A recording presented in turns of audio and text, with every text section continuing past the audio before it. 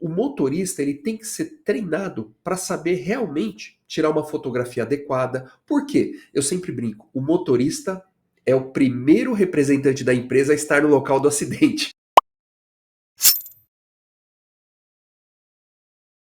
Como é que é de fato o processo de investigação de um acidente, né?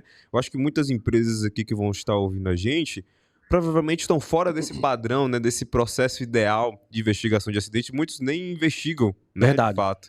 verdade. Sabem que aconteceu o acidente e vai ter que depois tomar as medidas para resolver esse acidente, né, de alguma forma, mas não deve seguir o processo ideal. E Então, tem um ponto que é agravante. Um ponto agravante com relação à investigação de acidente é que precisa-se muito da intervenção do motorista ali no momento.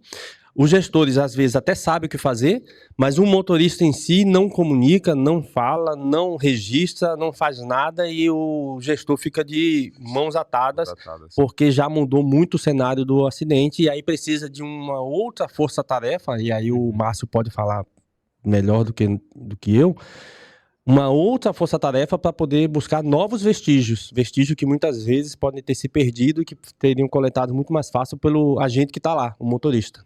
Perfeito. Conta pra gente, Márcio. Então, na verdade, quando você fala de um processo de investigação, nós dependemos de uma matéria-prima que se chama vestígio. Uhum. Quanto mais rápido eu consigo fotografar, registrar, identificar esses vestígios, melhor a qualidade do material para eu estudar esse acidente.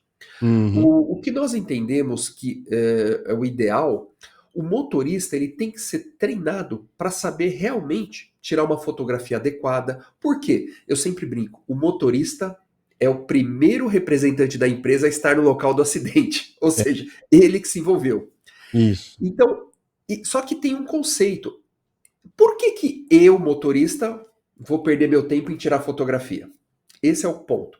Se teve algum tipo de lesão corporal, ou seja, alguma vítima leve, média ou até uma vítima fatal, no inquérito policial é o motorista que pode responder por homicídio, por lesão corporal. Então ele tem que ser conscientizado que ele é o maior interessado em buscar elementos até para se defender, para mostrar que o acidente não foi de repente como estão acusando ele. Então, o primeiro estágio é, se o motorista, claro, se ele tiver condições físicas, né, ele não se machucou, condições emocionais, ele iniciar um trabalho de coleta de informações, vestígios, fotografias, posições aonde cada veículo parou. Então, são elementos importantes que ele tem que aprender. No segundo estágio, a empresa, muitas das vezes, ela envia um representante para o local. Esse representante tem que saber o que fazer. Por quê? Porque muitas vezes um posicionamento de um vestígio, um posicionamento de um veículo, a foto se torna até autoexplicativa, ou seja, só pela fotografia você consegue entender quem que é o culpado pelo acidente.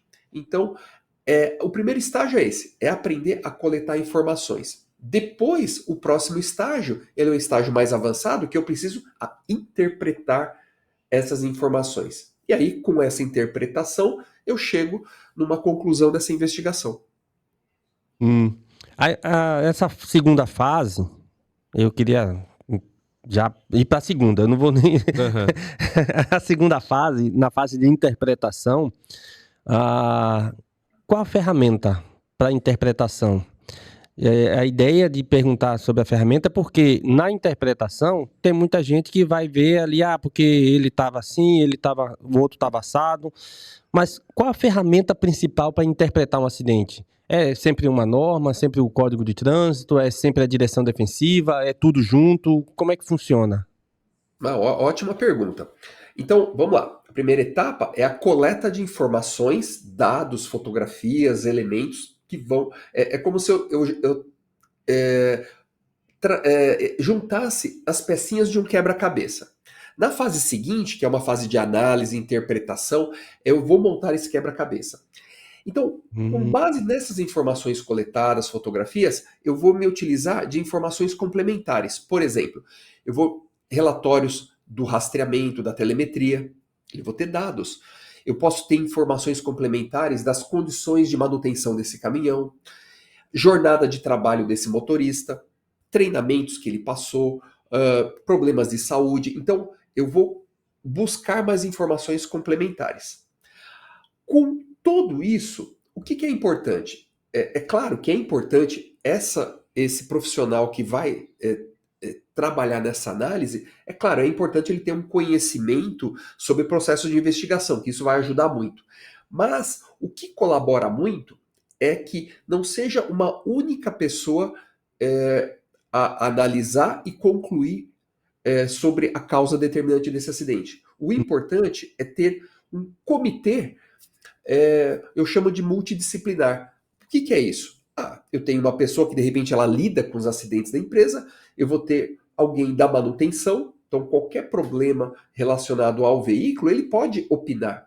Eu vou ter alguém da frota, eu posso ter alguém, um advogado interno ou advogado externo, para nos posicionar sobre a legislação. Então, ou seja, é uma análise multidisciplinar. Então, cada profissional com sua experiência vai colaborar nesse processo de investigação. Então, o final da investigação é muito mais assertiva, porque você tem visão de vários profissionais que atuam de forma direta ou indireta com o transporte. Eu achei ótima a analogia do quebra-cabeça, né? Porque ele falou de outros pontos, né? Eu pensei na legislação, direção defensiva, análise de conhecimento mesmo de quem vai analisar, mas ele já falou do multidisciplinar, né? Da pessoa da manutenção, que pode falar a respeito da saúde do veículo, de como é que estava a manutenção do veículo, a pessoa relacionada muitas vezes à área de segurança do trabalho, a pessoa relacionada à instrução de direção defensiva. Essa parte do quebra-cabeça não é nem montada por uma só pessoa, né? É montada a muitas mãos. Exato. Que eu não tinha pensado ainda nessa parte de análise do acidente. É uma parte que para mim não é nem que seja novo, né? Porque a gente... Sabe, ali no dia a dia... Acho que no dia a dia a gente até faz isso, mas não como processo. Não como processo, exato. Né? Como uma etapa após a outra, né? Não é estabelecido, a gente treinou todo mundo, coletou os dados, coletou as vestígios, e depois, o que é que a gente vai fazer com isso? Geralmente vai para uma pessoa que vai ser a responsável e ele vai só falando ali com os outros, falando de forma intuitiva, mas não como processo. Junta todo mundo aqui, o que aconteceu foi isso, foi com esse veículo, foi com esse motorista, traz o motorista aqui para ele corroborar com o que foi dito aqui, com o relato dele, vamos ver se foi isso mesmo, vamos ver se entra em contradição. Muito bacana mesmo. Esse vídeo faz parte do podcast do Gestão de Frotas. Se você quer ver mais conteúdos como esse, basta pesquisar em Fleet no YouTube ou no Spotify para você ter uma imersão ainda maior sobre a gestão de frotas e as novidades do setor.